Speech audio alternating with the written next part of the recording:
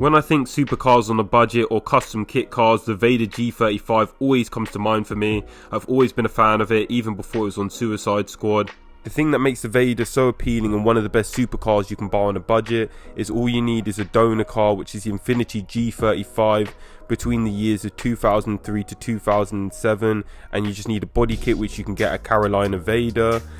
For a while you weren't able to get the body kit as it was bought by Custom Crafted Cars from the original owner in 2018, and they weren't selling any body kits anymore. However, over the last few years body kits are now available, and from their manufacturer Custom Crafted Cars, you can get one online at Carolina VAYDOR and at affordable price. This has made the VAYDOR G35 accessible to people who once thought could never own a supercar, but now they can. All you need is the body kit and the skills to do the customizations, and online you can also add extra features, and that's really made it very affordable for a lot of people and made it a budget beast supercar once again.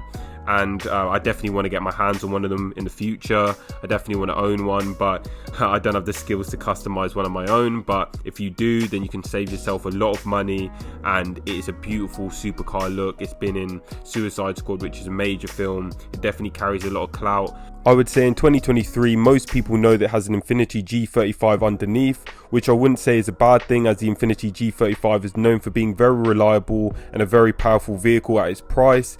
And with the body kit, it does give a supercar feel, but you could make the argument the Infiniti G35 isn't a supercar, so would you class the VAYDOR as a supercar? But I think with the body kit, and you can make customizations of your own, you can definitely make it into the supercar you want.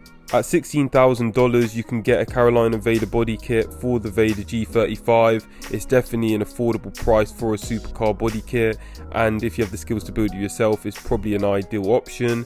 Maybe you can get someone to build it for you for a decent price, but I'm not sure how much that would cost.